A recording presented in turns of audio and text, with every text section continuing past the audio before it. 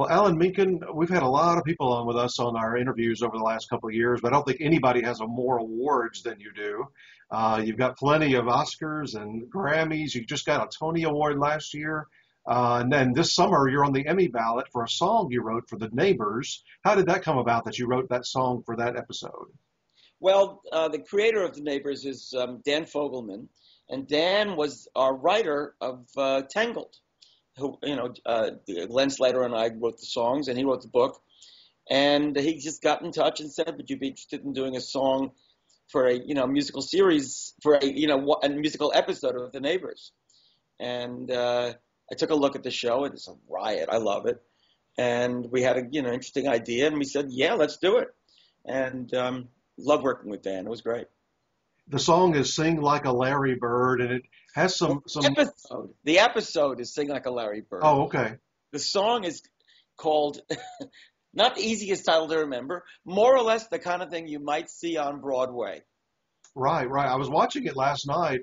It's reminiscent of some of your other works that have won awards. Yeah, well, it was actually sort of a wink at Belle from Beauty and the Beast in a way. That sort of style of song. Now, have you ever even been nominated for an Emmy Award before? I don't think so. I did, a score for a Lincoln miniseries. I don't know how many years ago, probably about 20 years ago.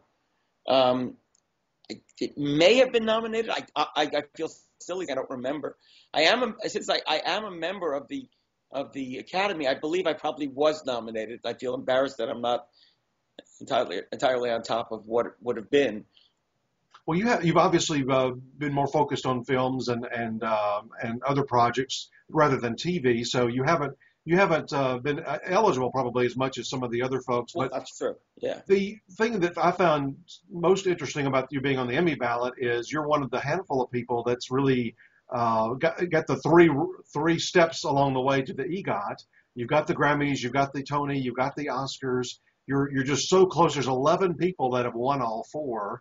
And you and I were talking earlier, only a couple of composers, though, and you already knew who those were. I think you know this stuff better than I do. Richard Rodgers and Marvin Hamlish, who sadly passed away a few months ago. Yeah. But Jonathan Tunick, I guess you could kind of call in that group. He's not necessarily a composer, but he's an arranger. Yeah, orchestrator and arranger. Yeah. What would that mean to you to join such a select group like that? I think it would be an honor, and it would be a thrill. And television is now shaping up to be an incredibly pivotal medium for artists. It's a very fertile ground, and the amount of creativity and the amount of product that's coming out of that screen is just enormous. And it's certainly an area that. It also was a lot of fun, frankly, to work on this episode. Each form has its own rhythm and its own process, and I enjoy the process of working in television. Now, last year you won your first ever Tony Award, and it was for a project, Newsies, that you had done music on back in was that mid-'80s, late '80s? 91. 91, that's right. You had no idea. I mean, the movie didn't do all that well, but it had a big cult following that it developed all these years. Yeah. The movie did terribly, actually. It's kind to say it didn't do all that well. It got some nice reviews, but it just did nothing at the box office. And I think nobody was prepared for that movie, really. But over the years, it was, on video and DVD and on cable, and a generation of kids just kind of glommed onto this Newsies, and it really became their secret passion. In a way, the reason we ended up doing it was because there was a demand for it. If we didn't do it, there was going to be pirated productions of it everywhere. What was your first thought when you were approached about, hey, let's make this a Broadway musical? It's kind of. I will say they didn't say we want to make it a Broadway musical. We said we would like to make it into a stage musical to go directly to stock and amateur. They really felt it would do well, in schools and camps and community theaters. It would get all over the place. There was not an initial instinct to bring it to Broadway. And my feeling was, great, we should do this. Absolutely. But the way I was approached was, we'd like to do this, but you don't have to worry yourself about it. We'll bring in some other writers to adapt the book and write some new songs, and we'll take your songs and we'll do this. And I said, no, no, no, no, no, no, no. If you're going to do it, I want to do it. So they said, okay. Then if you want to go do it that way, then we'll do it that way. And so Jack Feldman and I reteamed.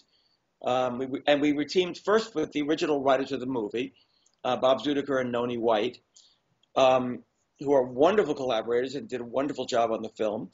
We moved as far forward as we could with them. And then, the legendary, wonderful Harvey Fierstein came in, a great book writer. People know him as an actor, but they don't know that he's a wonderful book writer. Well, maybe a lot of people do, but, in general, he's so known as an actor. It all came together when Harvey, came on board as director. Now, winning the Tony meant what to you? Winning the Tony, it was something I'd sort of given up on, kind of like, okay, well, the important thing is the show's a hit. And, because with Beauty and the Beast, we lost to Passion, Stephen Sondheim's musical. And then with Little Mermaid and with Sister Act, there, again, we came close, but we didn't win.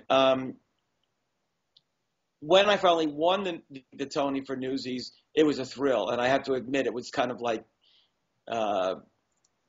definitely there was a part of me that really wanted this, but really wasn't admitting it to myself a lot. Any word yet on whether they're going to go do the reverse now and take the Broadway musical and make it into a movie? No word on that yet.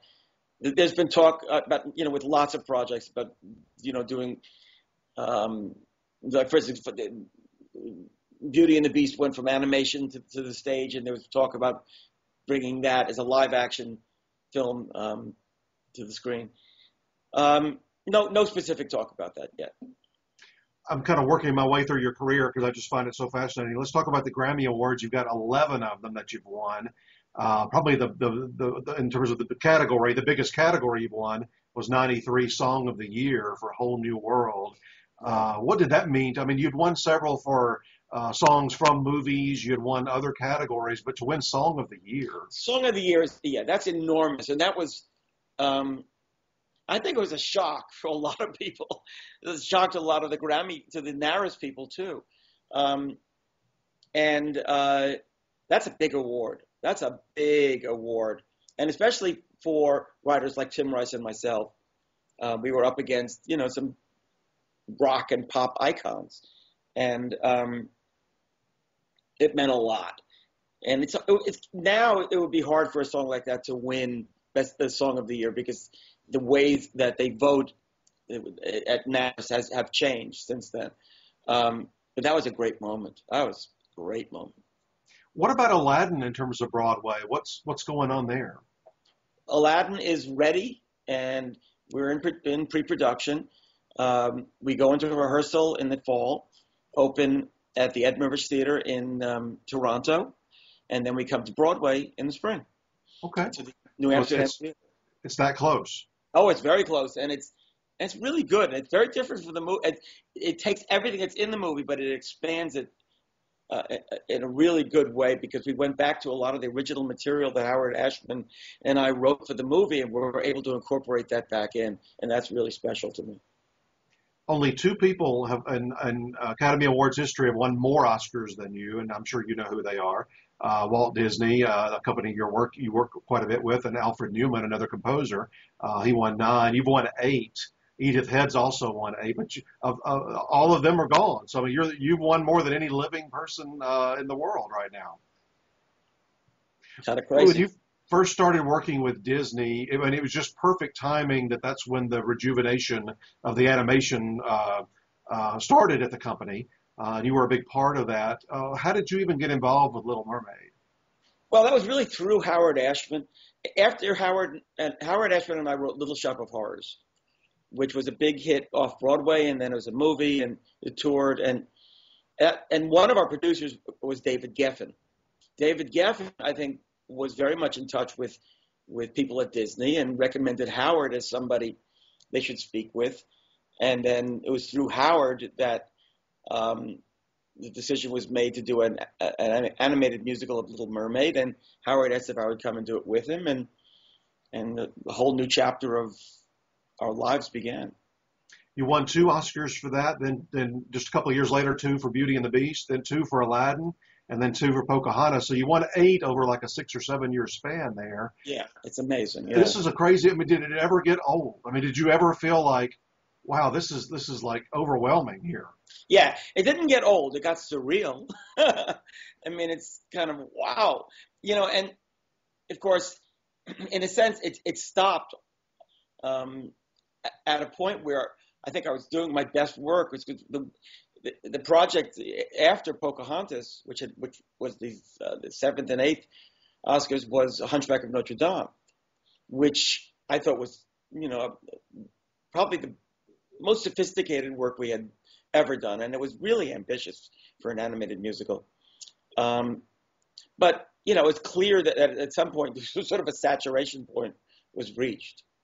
Well, in between, something I've always wondered is you had such a winning streak and such a streak of great music. Did they not approach you at all for Lion King, which was kind of in between? No, and to be honest, I think their expectations for Lion King were not necessarily. They didn't know it was the Lion King. Remember, for years it was called King of the Jungle, and it was an African-based story. It's hard to anticipate how things are going to do. I think Disney was quite blown away by the success of Lion King, and I really can't complain about the projects that I've had. You were made in 2001. You were made a Disney legend along with a lot of other legends. What did that mean to you? It meant a lot. First of all, it was given to me by Roy Disney, who was a great supporter and a great champion of what we were doing. And it represented years in my life working with amazingly creative artists, with a company that felt like family to me, and with an art form that I affected greatly, and it affected me greatly, and I grew immensely by being involved with it. And it was kind of a miracle in my life. And like every kid, I grew up with the Disney movies, and then to find myself the voice of those Disney movies was, it's not something you can really grasp, but what you can grasp is how you feel about the people and the collaboration, and that was, just amazing. I can't even imagine. I mean, it's one thing to have them in the movies and on the soundtrack and on the CDs being sold and so forth, but to be featured in all the rides and attractions and parks and all the other things that go along with it, you are a part of families and children's lives forever. Yeah. It's not something you can really take in. I think what you have to take in is that something, you were involved with something that affected a lot of people, and as much as you could feel responsible, you also feel fortunate, just honestly fortunate that it came through you. It's like, having a child that does well. You feel great, but you know that child is out in the world doing what the child does. I feel that way about my songs and about my music. I meant to mention, along with your 8 Oscar wins, that's from 19 nominations, and you just had a nomination a couple of years ago. A couple of Academy kind of questions, that you've been a member for a good while. What did you think when the music branch changed the rules there for I guess it was for around a 3 or 4 or 5 year period there, with the scoring system as opposed to just a flat out 5 nominees? Well, I understood that the desire to protect dramatic underscore that wasn't song based, because there is an unfair advantage to scores that have songs. They stick in the memory much more effectively because they play a different role. A John Williams score to like Saving Private Ryan or to Schindler's List is supportive underneath the project, and when you have songs that are actually prominent in the project. It's just, it is a different experience. You know, when I won for Little Mermaid, there I was, it was my first film score ever. And I really, you know, I can't fool myself that I won because of the quality of my scoring. It was tuneful and it was sweet, but it was, I think, because of the songs. So it made sense to cleave those apart, to protect the dramatic underscore. But what it also did was created a lot of, you know, more categories for music in an awards context that may not want to have that much attention given to it. Yeah, it did, and there was that stretch of time where that became an effect, and then I guess the comedy musical versus drama score did go away after that. Yeah, it didn't really make sense. I don't think there's any perfect way to do this. I also applaud that the Academy has been very, very careful to make sure that people look at the context that songs are heard in order to judge whether they're the best song, as opposed to just a good song that is put under some action in the movie. It's important that it really be part of the creative process of the movie and the storytelling. I think we've seen what they've done. In recent years, you know, songs over, say, just the end credits are rarely getting nominated these days. I think your branch is to be credited in that they are looking to nominate songs that are used as a main feature of the film and not just over the end credits. Right. I mean, and if a song is over the end credits, it's a theme that's been used throughout the movie, so that at least it encapsulates the entire experience, and that makes total sense. You know, we had that other stretch here recently over until last year where they were, I guess, a lot of the music branch would go to the auditorium and listen and have to rank or score the songs, and you might have as little as 2 nominees and you might have as many as 5, but they did get rid of that as of this year. What did you think about that rule when it came into effect? Well, what they now do is allow you to watch a DVD and do it that way. It's better. And it was what was flawed about the rule that allowed there to only be 2 nominees that year was that they wanted you to give a numerical. You're okay. You get a numerical rating for each song, and then they created a minimum number. So what happens is, you know, you have blocks of people who might take one song that they think is a song that they're competitive with and give it a low number to lower the score. So what happened was the bulk of the songs all fell below a certain number, and that was strange. Yeah, I remember a couple of years ago, Randy Newman, even on stage when accepting, said something about, you know, there being 4 nominees that year. Couldn't we come up with a 5th as the music branch? But that was the way the rule was. Yeah, exactly. It's a little strange, but you know, we all roll with it. It's, you know, you have to be philosophical about awards. They're important, but what's more important, obviously, is the success of the projects that we contribute to, and the health of our careers to continue to go on and write, you know, interesting material. And what about performance of those 5 songs on the Oscars? This year, 2 got performed fully. 1 got performed maybe less than a minute's version of it, and 2 they showed clips of. And every year is different depending on who the producers are. But what's your reaction on something like that? That's really comes under the heading of the producers of the Oscars, you know, and the individual producers and how they produce a show. And that's what you know, the bottom line is, you know, the Oscars are a show. And with the Tony Awards or the Oscars, there's strange choices that are made all the time that, you know, have people scratching their heads. But some of those strange choices, people go, oh, I thought that was great. You know, having Shirley Bassey perform a James Bond song because it was a tribute to the James Bond films was kind of great.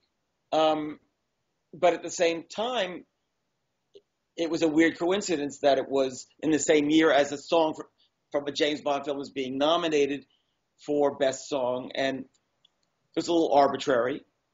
but it worked. People loved it. So that's kind of. I'm glad I don't have to produce the Oscar show. I have enough problems trying to figure out how to write a musical. Have you ever been approached about being the musical director? No, and I don't think I'd be qualified. What I do is I compose. I'm not really a musical director particularly, so it's not something that would interest me that much. One other Academy question. We're an awards website, so we love talking this stuff. You get to nominate in the music branch for the music categories, but then on the final ballot, you get to vote in all of them. What kind of experience is that for you to be able to vote in acting and cinematography and all those sorts of things? I love it. I do have to, one has to have the sense to go, if you haven't seen, for instance, for the best documentary, if I haven't seen all the documentaries, then I owe it to myself to not vote, period. There are areas that are confusing, like you look at, what sound editing and sound, and you go, what's the difference, so but you know what? It's fun to see the movies. It's fun to have a role in saying this one was really special. The look of this movie was really special, or the dynamics, and you try your best to parse through what makes that happen. And you enjoy the whole process of watching all the movies and so forth, and really figuring out what you like the best. Yeah, the screeners are it's great. Well, listen, we're pulling for you on this Emmy ballot this summer. I hope you get in, and let's see if you can be that 12th person ever to become an EGOT member. Well, we'll see what happens. But it's great Thanks to so talk much. to you. Thank you.